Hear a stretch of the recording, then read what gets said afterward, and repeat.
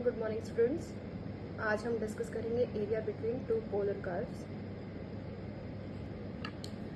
To prove that the area bounded by the curve. अब हमें दो कर्व दिए, दोनों किस में, पोलर में, मतलब आर और थीटा में दोनों equations, and the radii vectors theta is equals to alpha, theta is equals to beta is. अब हमें कहा है कि आपके पास दो कर्व होंगी और दो रेडियाई होंगे, इनके बीच का हमें क्या बताना है, एरिया कितना है। तो देखो इस फिगर से अगर मैं आपको बताऊं, एक कर्व हो गई है ए बी और एक कर्व हो गई है सी डी।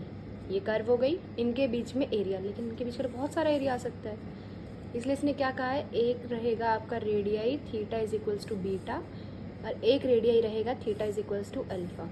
तो अब इन दोनों कर्व के बीच में और इन लाइंस के बीच में यही एरिया आ रहा है, देखो। तो हमें क्या करना है, इसको आपको निकाल के बताना है। सेम आपका जो लास्ट 10.4 में था फॉर्मूला सेम रहेगा, लेकिन यहाँ पे कर्व दो आ गई है तो आर भी दो आ जाएंगे, एक आ जाएगा R1 स्क्वायर, एक आ जाएगा R2 स्क्वायर। ये फॉर्मूला बन जाएगा हमारे पास ये निकालने के लिए क्वेश्चन। एक्सरसाइज 10.5 में 3 क्वेश्चन है, हम एक एक करके इनको डिस्कस करते हैं। क्वेश्चन नंबर फर्स्ट में हमें कहा है find the area inside the circle.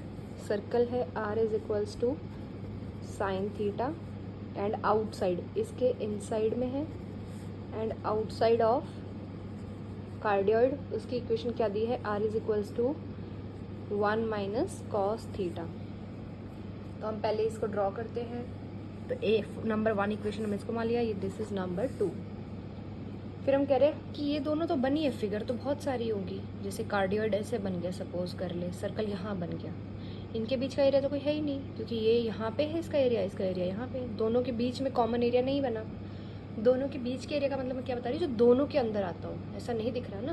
तो सबसे पहले हम क्या करेंगे, चेक करेंगे क्या ये एक दूसरे को इंटरसेक्ट कर भी रही है या नहीं। तो इंटरसेक्शन का पॉइंट निकालने के लिए, इंटरसेक्ट का मतलब कहाँ मिल रहे हैं आपस में सर्कल और ये कार्डियोइड, उसके लिए हम क्या करेंगे, एक में से इक्वेशन में से वैल्यू निकाल के दूसरे में पुट कर देंगे। पर देखो यहाँ तो क्या है, साइन थीटा यहाँ है 1 माइनस कॉस थीटा। थोड़ा सा सॉल्व कर लेते हैं, कैसे, ये वैल्यू भी किसकी है, आर की, ये वैल्यू भी किसकी है, आर की, दोनों आर की वैल्यू है तो दोनों आपस में भी इक्वल हो जाएगी। Sine theta is equals to 1 minus cos theta, R दोनों आर की वैल्यू थी, दोनों को इक्वल रख दिया। साइन थीटा को मैं लिख सकती हूँ साइन 2 ऑफ थीटा बाई 2, इसको लिख दूँ 2 साइन स्क्वेयर थीटा बाई 2। मैंने देखो यहाँ ये क्यों किया है, कि राइट हैंड साइड में एंगल का हाफ चल रहा था, तो लेफ्ट में भी एंगल का हाफ आना चाहिए। अब साइन 2 थीटा का फॉर्मूला लगा दे, 2 साइन ए कॉस ए, यही होता है ना साइन 2a का फॉर्मूला। और यहाँ पे 2 as it is, sine square theta by 2 as it is, 2 से 2 कैंसिल, साइन थीटा से एक साइन थीटा बाई 2 कैंसिल, तो क्या आ गया, cos theta by 2 is equals to sine theta by 2। ये आ गया हमारे पास। अब यहाँ से देखिए हमारे पास क्या आएगी वैल्यूज। तो देखिए ऐसा कब होता है, जब एंगल कितना हो, पाई बाय 4, मतलब 45 डिग्री पे दोनों सेम होते हैं ना वैल्यूज, 1/√2। तो यहाँ से थीटा कितना आ गया, इसका मतलब पाई बाय 2, ये वैल्यू आ गई कि यहाँ पे इंटरसेक्ट कर रहे हैं। लेकिन देखो मैं आपको एक और चीज़ यहाँ पे दिखाऊंगी, अगर मैं इसमें 0 रखूँ इक्वेशन में तो क्या आएगा, थीटा की जगह अगर मैंने 0 रखा, लेफ्ट हैंड साइड बनेगी साइन 0, राइट हैंड साइड बनेगी 1 minus cos 0। Sine 0 is 0, 1 minus cos 0 is 1, 0 is equals to 0 true. इसका मतलब ये 0 पे भी कर रहा है। तो इसकी दो वैल्यू आ गई है, एक तो थीटा पाई बाई 2 पे, एक थीटा इज इक्वल्स टू 0 पे, 2 पे इंटरसेक्ट कर रही है कर्व आपस में। अब रख देते हैं, जब थीटा है पाई बाई 2 तो आर की क्या वैल्यू आएगी, आर हमें दिया है साइन थीटा, या आपका मन करे आप इसमें पुट कर लो, सेम ही बनेगा दूसरी कर्व में। आर दिया है पाई बाई 2, वो सॉरी थीटा कितना आया है, पाई बाई 2, तो यहाँ क्या आएगा, sine pi by 2, sine pi by 2 is 1। फिर मैं कह रही हूँ क्या, दूसरा थीटा इज इक्वल्स टू 0, ये रखना है। थीटा इज इक्वल्स टू 0 रखेंगे तो आर कितना आ जाएगा, साइन 0, साइन 0 इज 0, मतलब आर की दो वैल्यू आई हैं। पाई बाई 2 के लिए आया है 1, मतलब जब हम पॉइंट लिखते हैं ना, P of R comma theta ऐसे लिखते हैं ना, आपको एक पॉइंट बनाना है, आपको ये point R theta, theta angle पे है, आर दूरी पे, ये होता है आर और ये होता है एंगल थीटा, ऐसे। तो इसलिए हम जब भी किसी पॉइंट को लिखते हैं तो आर और थीटा के फॉर्म में लिखते हैं। तब इस पॉइंट को मैं कैसे लिखूँगी, इन दोनों को एक साथ मिला के। अब एक पॉइंट आया है जहाँ पे आर आया है 1, जब थीटा क्या था π/2। ऐसे यहाँ क्या आएगा, आर आया है 0 जब थीटा क्या था 0, तो 0 0 1 π/2 ये पॉइंट आया मेरे पास। अब कर्व ट्रेसिंग वाले चैप्टर से अगर आपको ये कार्डियोइड की इक्वेशन से, वैसे तो आप कर्व ट्रेस भी कर सकते हो, और अगर आपको याद हो तो ये ऐसे था एक कार्डियोइड, ये इस इक्वेशन का है।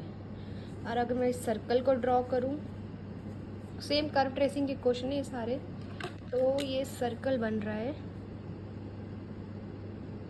ऐसे, ग्रीन से है सर्कल एंड रेड से है कार्डियोइड। अब इस क्वेश्चन में कहा है हमें एरिया निकालना है किसका, जो इनसाइड द सर्कल हो। तो सबसे पहले एक पेंसिल लेंगे आप क्वेश्चन पेपर में, रफली ऐसे बना लेंगे इनसाइड द सर्कल, बट कैसा कहा है, आउटसाइड द कार्डियोइड। कार्डियोइड मतलब इस हार्ट शेप से बाहर, इस हार्ट शेप से बाहर तो पूरा है ऐसे, ये देखिए अगर मैं एक बनाऊँ तो ये ऐसे पूरा है ना, जो इस हार्ट शेप से बाहर का एरिया है। बट हमें दोनों के बीच में देखना है कि इस सर्कल के तो अंदर आए, कार्डियोइड से बाहर। तो देखो यही एरिया तो कॉमन बचा ना, ये जो भी मैंने डार्क किया है, ये कैसा एरिया है जो सर्कल के अंदर है बट इस कार्डियोइड के कहाँ है, बाहर है। तो हमें ये एरिया निकालना है। अब इसके लिए हम पहले देख लेते हैं थीटा क्या क्या बन रहा है। इस लाइन के लॉन्ग थीटा क्या होता है 0, वाई एक्सिस के लॉन्ग होता है थीटा π/2। ये आ गया मेरे पास। फिर देखो हमने कहा ही था हमारे पॉइंट ऑफ इंटरसेक्शन, ये देखो कर्व दो जगह मिल रही है, मतलब सर्कल और ये हार्ट शेप कार्डियोइड दो जगह मिल रहे हैं, एक तो इस पॉइंट पे, एक इस पॉइंट पे। ये पॉइंट कौन सा है, 0 0 वाला आ गया आपका, जब आर देखो यहाँ पे 0 था और हमारा थीटा भी क्या था 0। फिर दूसरा था पॉइंट 1 π/2, थीटा क्या है π/2 है और आर कितना है 1 है। तो हमारे ये आ गए दोनों पॉइंट, R1 थीटा π/2, 2 पॉइंट आ गए हैं। अब निकालते हैं इसका एरिया। इसके एरिया का सबसे पहले हमें फॉर्मूला पता है कि दो पोलर कर्व के बीच में अगर एरिया निकालना है तो वो कैसे आता था, 0 to जहाँ तक भी आपका जा रहा था, तो 0 to कहाँ तक जा रहा है, ये π/2 तक जा रहा है।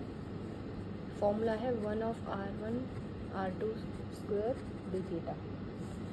R1 क्या है हमारा, सर्कल, सर्कल क्यों लिया हमने, क्योंकि बड़ा मतलब बाहर वही बना हुआ है। R2 क्या है हमारा 1 - cos थीटा। बस इसमें अब आप वैल्यू पुट करें और इंटीग्रेट करें, आपका आंसर आ जाएगा। नेक्स्ट है आपका क्वेश्चन नंबर 2। इसमें कहा है find the area outside the circle inside the cardioid. अब उल्टा कर दिया है, करके देखते हैं। पहले हमें सर्कल की इक्वेशन क्या दी है, R = 2a cos theta. Cardioid दिया हमें R = a 1 + cos थीटा। तो पहला काम क्या रहेगा, इसका इक्वेशन नंबर 1, इक्वेशन नंबर 2। अब हमें निकालना है क्या ये कर्व आपस में इंटरसेक्ट करती भी है। अगर करती है तो हम इंटीग्रेट कर सकते हैं, वरना नहीं। तो उसके लिए क्या करेंगे, दोनों आर को इक्वल रख दो। यहाँ से आर की वैल्यू ये आ गई, इस आर से वैल्यू ये आ गई, ये हमने रख दिया। जितना सॉल्व कर सकते इसे सॉल्व कर लो। 2 cos थीटा यहाँ पे है 1 + cos थीटा, इधर ले जाएं हम इसको इधर ले आओ। 2 cos थीटा - cos थीटा = 1, तो cos थीटा = 1। cos थीटा कहाँ 1 होता है, थीटा 0 पे और 2π पे।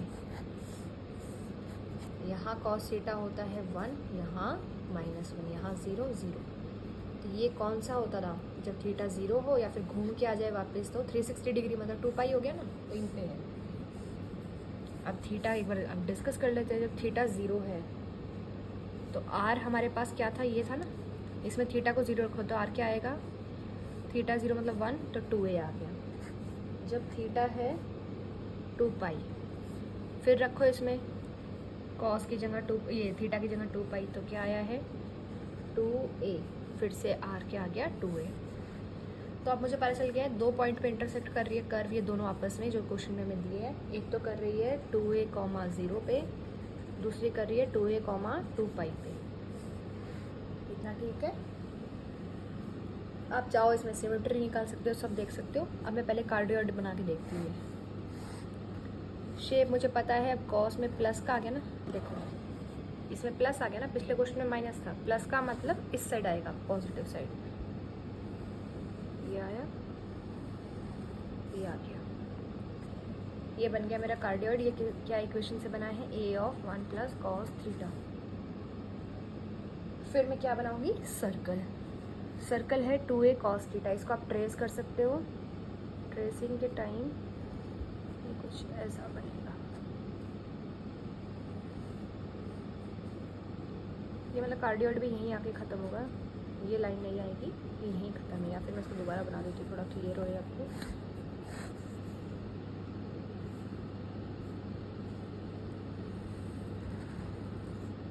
ये बन गया सर्कल।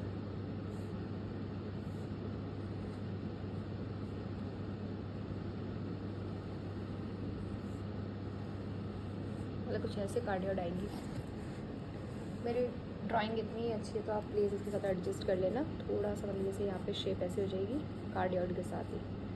मतलब लास्ट पॉइंट इसका भी यही होगा, लास्ट पॉइंट सर्कल का भी यही है। इससे आगे नहीं जाएगा कार्डियोइड ना सर्कल। ड्रॉ करना चाहे आप ड्रॉ करके देख सकते हैं। इस लाइन के अलॉन्ग थीटा क्या होता रहा? 0। इसके अलॉन्ग थीटा क्या होता रहा? π/2। यहाँ थीटा क्या होता रहा? पाई। ये तो हमें पता ही है। अब हमें पॉइंट क्या क्या बोले इसने? एक तो 2a, 0, एक 2a, 2 पाई। जब थीटा क्या है? 0, तो r कितना है? 2a। ये 2a हो गया।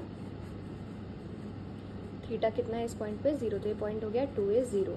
फिर है 2a, 2 पाई।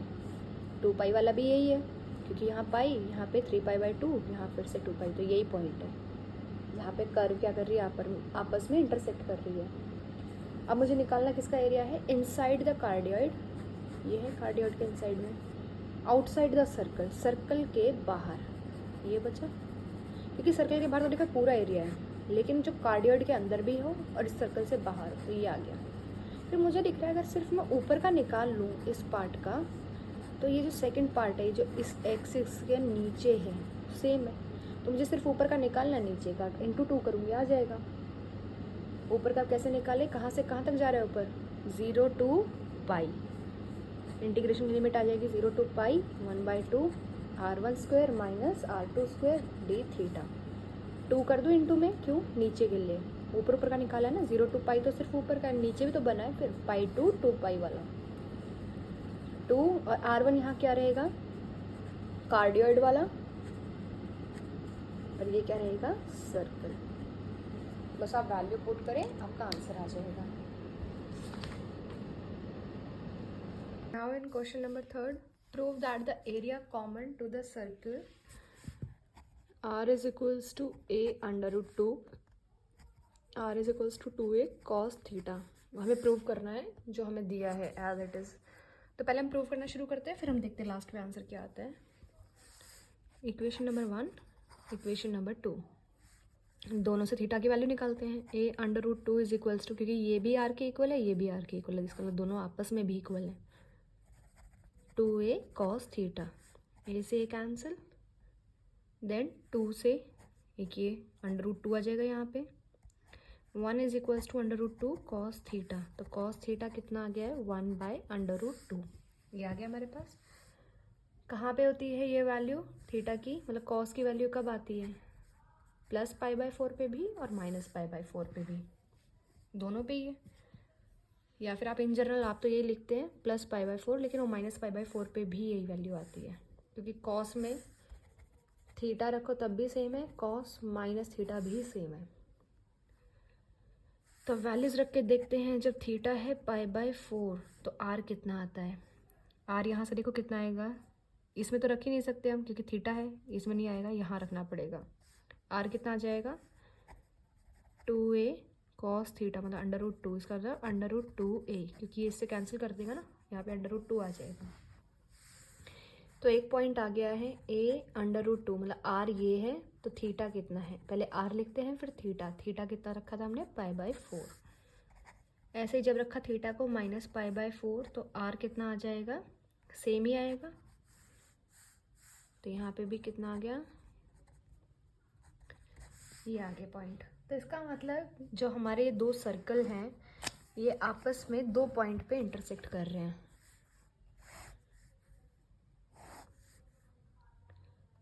सर्कल की ट्रेसिंग आप कैसे करेंगे, आप करेंगे बाय 7 चैप्टर। 7 चैप्टर में जैसे आपको ट्रेसिंग बताई है, एक ये हो गया, दूसरा ये बन रहा है सर्कल,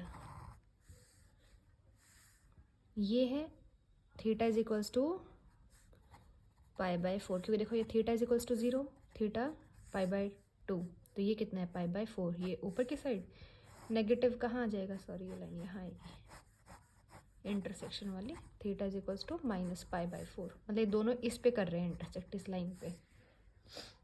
तो अब हमें एरिया किसके बीच का निकालना है, दोनों का कॉमन। तो मैं देखो एक बार एरिया ड्रॉ करती हूँ, ये वाला बड़े सर्कल का दिख रहा है आपको, ये वाला छोटे का, दोनों में कॉमन देखो, जहाँ पे मतलब लाइन कट हो रही है वो देख लो कौन सा है। तो देखिए जहाँ पे लाइन आपस में कट हुई है वो ये एरिया है। तो अब इसमें कैसे निकालें, तो मैं इसको एक बार यहाँ पे क्लियर ड्रॉ कर रही हूँ फिर से, सिर्फ उसी एरिया को।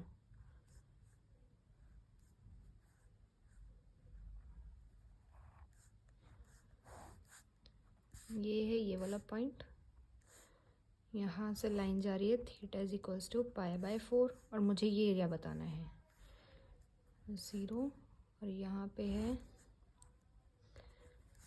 तो इसके लिए मैं क्या करूँ, ये फर्स्ट रीजन है, इसको मैं मान रही हूँ सेकंड।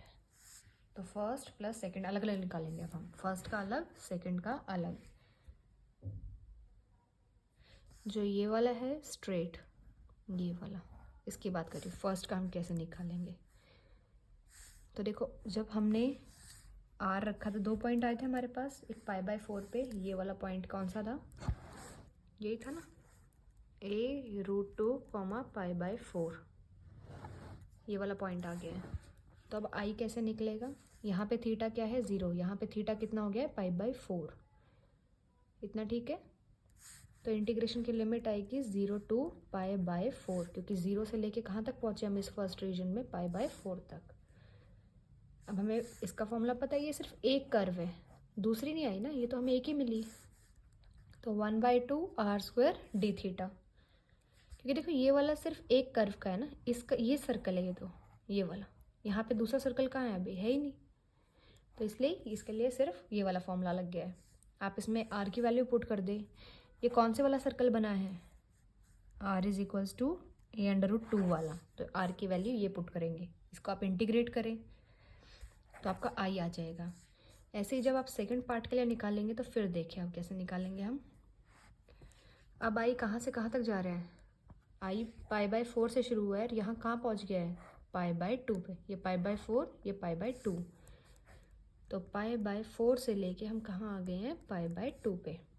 फिर अकेली एक ही कर्व है ना, देखो फिर से एक कर्व है, दूसरी कर्व नहीं है। इंटरसेक्शन हो तो 2 कर्व थी जैसे पिछली बार थी क्वेश्चन में, लेकिन यहाँ पे क्या है, एक ही कर्व का एरिया है। तो देखो इसमें था, जब हम एरिया निकाल रहे थे इन दोनों के बीच का, तो यहाँ पे ये कर्व थी एक, दूसरी इन दो के बीच में था, लेकिन यहाँ पे क्या है, सिर्फ एक ही कर्व है, ये रही, दूसरी नहीं है ना फिलहाल हमारे पास। तो इसलिए हम ये वाला फॉर्मूला यूज़ कर रहे हैं जो 10.4 में था। अब ये वाला कौन सा आ रहा है, ये आ रहा है आपका 2a cos थीटा वाला, इसमें पुट करें आंसर आएगा। दोनों को ऐड कर दोगे तो ये पूरा एरिया आ जाएगा, आ गया फर्स्ट और सेकंड से मिला के ये वाला। लेकिन इतना ही नीचे भी तो है, ये वाला पार्ट सेम है नीचे भी, अभी तो सिर्फ हमने इस लाइन से ऊपर ऊपर का निकाला है, इससे नीचे का भी है, तो क्या कर दो उसको इंटू 2 कर दो तो पूरे फिगर का आ जाएगा। इसी के साथ आपका 10 चैप्टर है वो फिनिश होता है, ये आपकी 4th यूनिट कवर कर देगा। तो यहाँ तक आप अपना सिलेबस रिवाइज कर लें आप।